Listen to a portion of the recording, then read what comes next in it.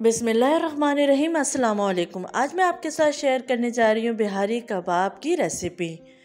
इंतहाई जूसी और मज़ेदार नरम ये कबाब बनते हैं। बिल्कुल ऑथेंटिक रेसिपी है, बाज़ार जैसे ये बनके तैयार होते हैं। आप इस रेसिपी को ज़रूर ट्राई कीजिए। वीडियो को एंड तक देखिए, पसंद आए तो लाइक और शेयर कीजिए। तो चलिए रेसिपी स्टार्ट करते हैं। यहाँ पे मैंने 2 किलो बीफ लिया है और इसकी कटिंग मैंने पसंदे की तरह की है। तो ये ज़रूरी है कि बिहारी बोटी बनाने के लिए आप लंबे पार्चे की तरह इसको कटिंग करें। अब मैं इसको हल्का सा हैमर की मदद से कुचल लूँगी। तो हल्के हाथों से इसको थोड़ा सा हैमर की मदद से कुचल लीजिए। तमाम गोश्त के पीस के साथ मैं इसी तरीके से कर लूँगी। तो सारे गोश्त के पीस को मैंने हैमर से कुचल लिया है हल्का सा। अब मैं इसमें मसाले ऐड करूँगी। 1 टेबल स्पून अदरक लहसुन का पेस्ट, 2 टेबल स्पून पपीता। अब मैं इसमें ऐड करूँगी 4 टेबल स्पून बिहारी कबाब मसाला। इसकी रेसिपी मेरे चैनल पर मौजूद है, आप वहाँ से देख सकते हैं। इसके बाद मैं इसमें ऐड करूँगी 2 अदद प्याज, जिसको मैंने ब्राउन कर लिया था। साथ ही मैं इसमें ऐड करूँगी सरसों का तेल। तो 2 टेबल स्पून मस्टर्ड ऑयल मैंने ऐड कर लिया है। अब इन तमाम को अच्छे से मिक्स कर लेंगे।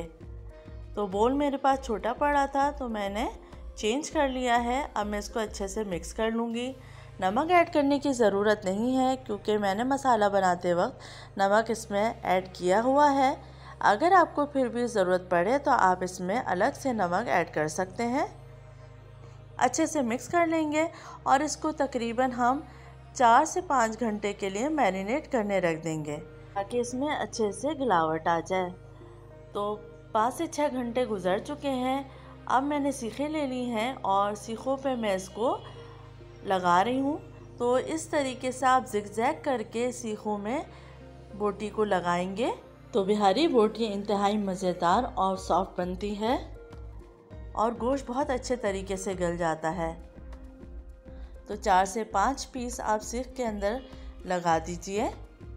बहुत मज़ेदार सी ये बोटी कबाब तैयार होते हैं।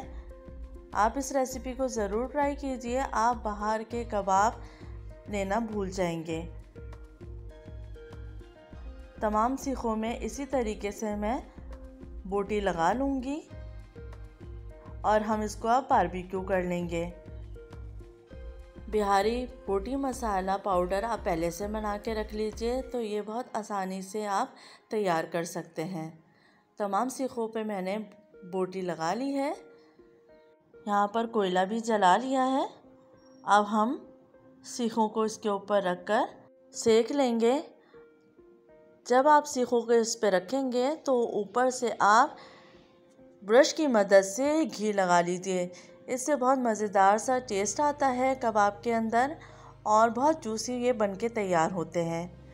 ये सारी टिप्स हैं जो आप अप्लाई करके बिल्कुल बाज़ार जैसे बिहारी कबाब बना सकते हैं।